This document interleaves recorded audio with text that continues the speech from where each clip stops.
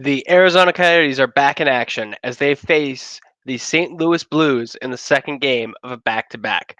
I talk about that and more on today's episode of Locked On Coyotes. Your Locked On Coyotes, your daily podcast on the Arizona Coyotes, part of the Locked On Podcast Network. Your team every day.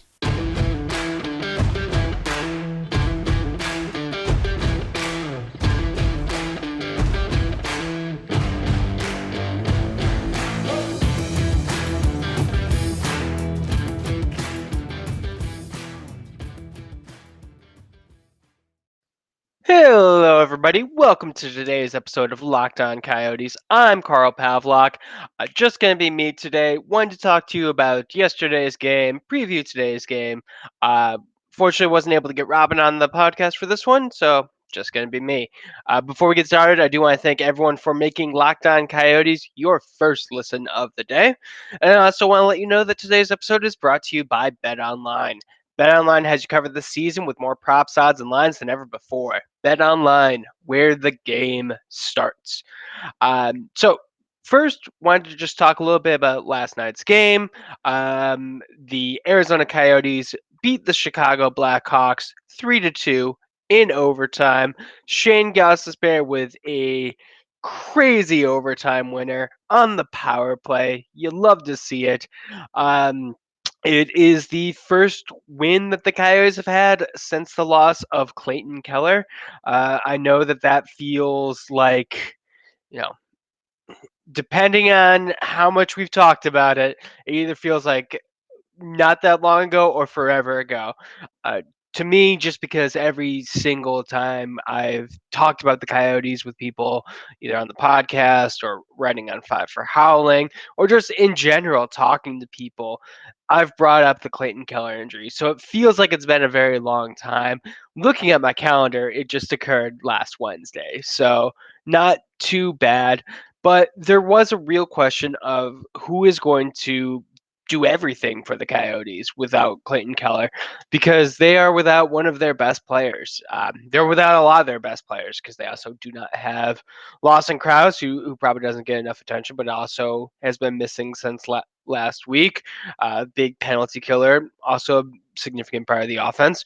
They also don't have Jacob Chikrin, who definitely had a step back this season, but looked pretty good in his return. Definitely a key part of the Coyotes defense. So yeah, the Coyotes are missing these key pieces, and they're finding ways to win, which is great to see. They're not facing the toughest competition in the league. I don't think anyone thinks that the Chicago Blackhawks are one of the top teams. They're also, you know, in the bottom with the Coyotes. I do think they're probably a year or two away from starting a full scale rebuild of their own. Uh, but it'll be interesting to see.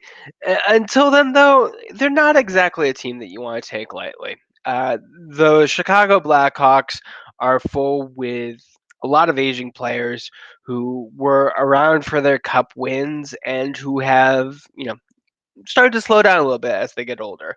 But they're still very dangerous players, and it's not that just them. They do have younger players on the team as well. The big one that really stood out to me, Dylan Strome. Dylan Strome getting his 20th goal of the season. Great to see from the former Coyote. He has struggled to find a spot he struggled to find a spot with the Coyotes. Just following the Chicago Blackhawks, he's definitely struggled a little bit there. But he's the type of player that I think from the very beginning, people are like, you should watch out for him. You should see. So Strom got his 20th of the year. DeBrincat was involved. DeBrincat definitely another younger player that the Blackhawks have. On the Coyotes' end, Michael Carcone and Travis Boyd both scored in the middle period. And like I said before, Shayne Gostisbehere getting his 11th of the season on the power play in overtime. That's a nice balance of offense that the Coyotes are getting. Carcone's a younger guy. Travis Boyd's an older player. The team is going to need both of them to be successful. Shayne Gostisbehere, a defenseman, Boyd and Carcone, forwards. Also, would be great if the Coyotes had a little bit more of that balance moving forward this year. And I think it's also important to note that all three of the players that I mentioned are signed past this year. Um, Let me just confirm Carcone real quick because I am not 100% sure where he is in his contract. Yes, he is signed next year with a cap hit of 750,000. The Coyotes definitely added a lot of aging veterans who they were able to acquire while getting assets, and they're all there. A lot of them are overpaid, and that's leading to the Coyotes reaching the cap floor. So there is definitely a reason that the Coyotes are are built the way they are. There are money reasons, there are just team reasons, but there are also a lot of players like Arconi, like Gostisbehere, like Travis Boyd, who the team thinks has a future with this organization. Maybe not for the full rebuild. I don't know if Gostisbehere or Boyd would survive the 3 to 5 years that you'd be looking at for a full rebuild. Carconi's young though, so he could definitely stick around. He is 25 years old. Not the youngest, but yeah, like I said, if you're looking at 3 to 5 years, 28 to 30 when the rebuild goes, and I can definitely see him being a big part of it if he continues to grow. Um, this season, if nothing else, has been an opportunity for younger players to really show what they can do.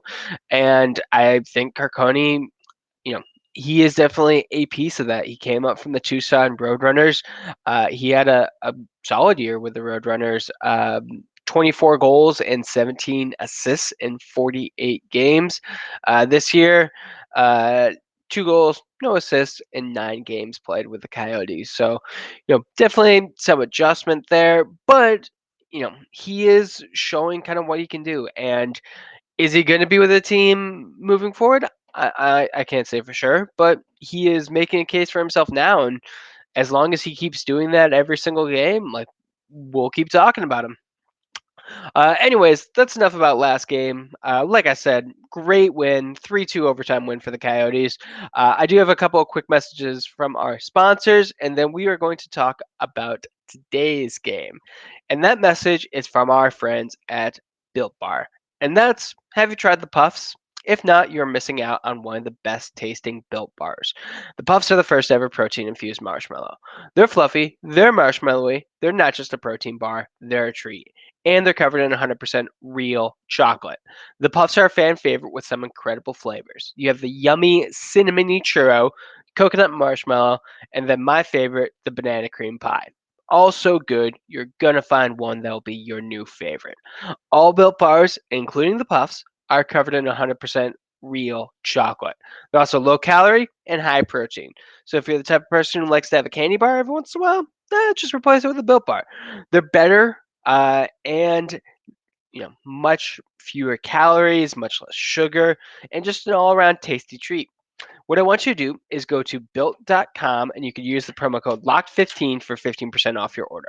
That's promo code LOCKED15 for 15% off at built.com.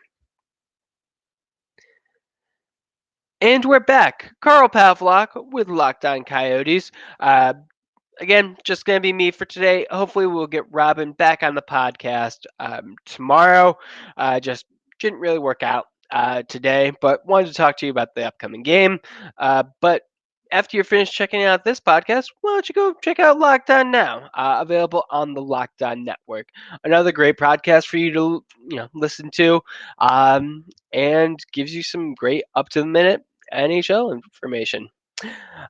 So yes, the Coyotes, they are going to be playing again tonight. Gotta love a back to back. The Coyotes have gotten so many this season, and they're only going to continue. But it's going to be against a much tougher opponent tonight in the St. Louis Blues. And I know I just kind of talked about him in the beginning, but this is the type of game where they are really going to be missing Clayton Keller. Clayton Keller is a native of Missouri. I grew up uh, very close to St. Louis, all things considered, and probably grew up to a Blues fan.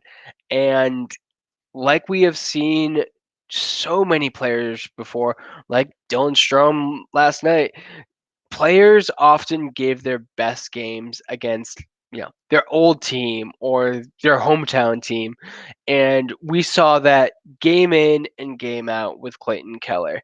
I wasn't able to look up how many points or goals he has against the Blues. I would be very interested to see, but he definitely scores against them a lot.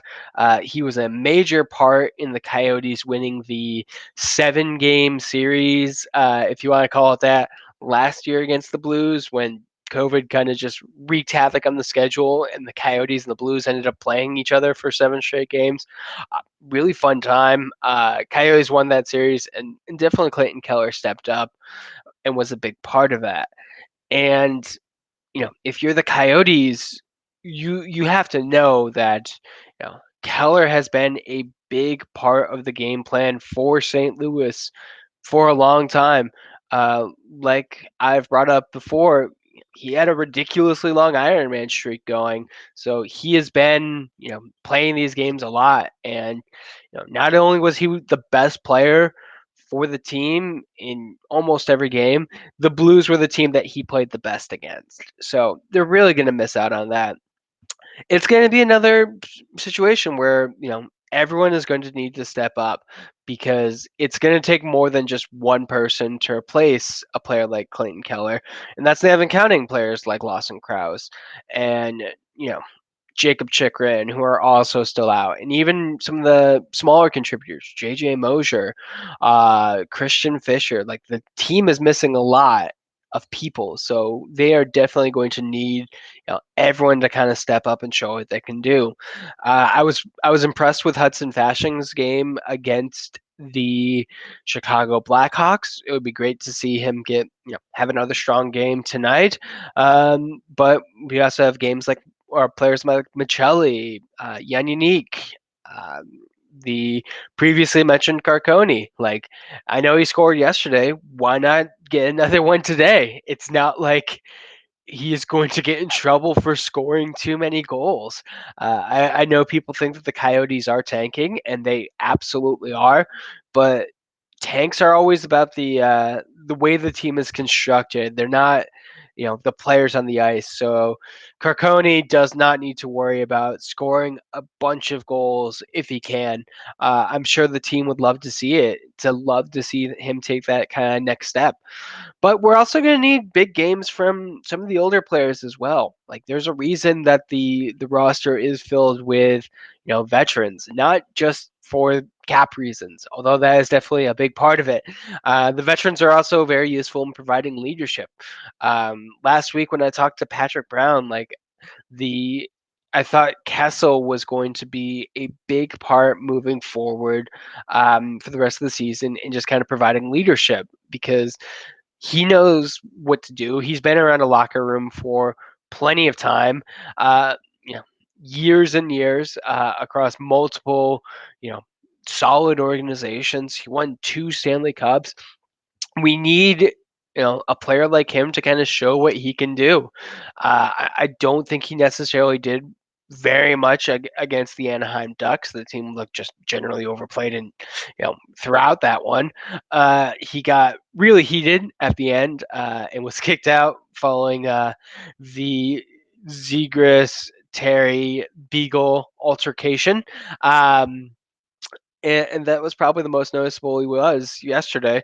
I thought he, or not yesterday, last Friday.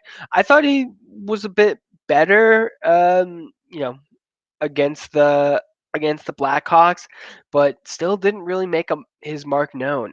And we need players to kind of step up and do that.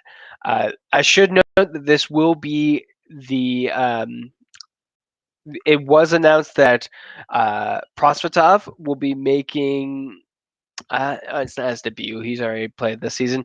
He'll be playing for the Coyotes today, which is honestly for the best. Vimilko looked solid against the Blackhawks, but he gave up another early goal to Dylan Strome. I think it was their first shot on net, and we really do not need him to start every single game. This is a lot like what happened last year with Tockett and Aiden Hill. And there's no real reason not to give someone else a start. I do understand the situation for the Coyotes. They traded away their 1B goaltender and Scott Wedgwood. They picked up a nifty person from waivers, but he's been taking some time getting the visa issue sorted. uh, he is apparently ready to play. Once he gets some practice in, I agree completely with Bear not to rush anyone, but yeah, it'll be interesting to see what Prosvetov can do. He has played against some of the better teams in the NHL. He always seems to draw in against the Tampa Bay Lightning or the Vegas Golden Knights. The Blues are a good team, but they're not that level. So yeah, maybe he can have a successful night. Anyways, I'm going to talk about the game a little bit more, go into the odds and what have you. But I do have a quick word from some of our sponsors. I have a message from our friends at BetOnline. BetOnline.net is your number one source for all your betting needs and sports information. Find all the latest sports developments, including this week's Masters Championship odds, podcasts, and reviews, all from different leagues this season. BetOnline is your continued source for all your sports wagering information, including live betting, esports, and scores. Head over to the website today or use your mobile device to check out all the information on the trends and action. It's where we always go when we're talking about the Coyotes. It's where I will be going for the next segment. Bet Online, where the game starts. And we're back. Carl Pavlock, Locked On Coyotes. Just me for today. Like I said, wanted to talk to you a little bit about what happened against the Blackhawks, preview the Blues a little bit. Hopefully, we can give you a little bit more information on this one. If you are wagering, always remember to wager responsibly. But make sure to check out our friends at BetOnline, who I am using for the odds. Looks like the Blues are the favorites for this one. They are minus 170, plus 150 for the Coyotes on the puck line. Blues are minus 395, plus 342 for the Coyotes on the money line. Over under is set at 6.5, minus 115 if you bet the under, plus 104 if you bet the over. And this is a real interesting one. The Blues have been pretty good lately. They are on a 4-game point streak. They have wins in 3 of their last 4. Um, and they have been getting some good offense. The Coyotes, on the other hand, have struggled to score the third goal. Again, it came up a lot last season. It's come up a couple times this season, but that third goal is just remaining elusive for them right now. There was quite a few occasions against the Blackhawks where it looked like they were going to get it, like puck, like right in the paint, empty net situation. You just want them to do it, and they did finally get it in overtime. Sudden death goal, which is great to see. It's better than nothing, but I wish the team was the team that we saw early last month where they just did not stop and they just kept up the offense as much as they could.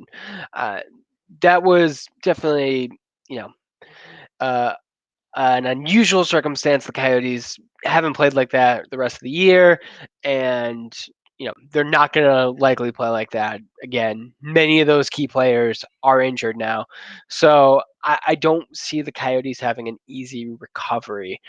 Um, I always like to root for the Coyotes. I always think that they can go in winning any game, but this one I'm a little bit more hesitant on. I think this is going to be a good game for the Blues. I do not think they're going to take the Coyotes very lightly. I think they want to make sure that they secure their spot, and the Coyotes are a team that they have history with.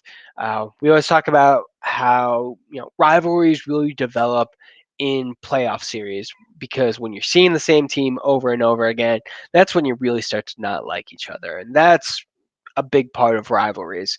But while the Coyotes haven't been to the playoffs in a while, they did have that 7-game series last season, which definitely had a playoff atmosphere. The Blues are division rivals with the Desert Dogs. Like I do not foresee them taking the Coyotes lightly at all. Also, like I had mentioned, the Coyotes will be starting backup goaltender, AHL goaltender Ivan Prosvetov. So if that plays into it, I think he is one of the Coyotes goaltenders of the future. Still think that he has that role with the team. I think that's kind of what is expected for now. That could definitely change. But you know, there's a reason he spent most of his time in the AHL this season. The Blues look like they're going to be starting Hoso. He was the first off the night per Jeremy Rutherford. So he's been good. I think this one's going to be a tough one for the Coyotes. I think the Blues are going to win this one 4-2.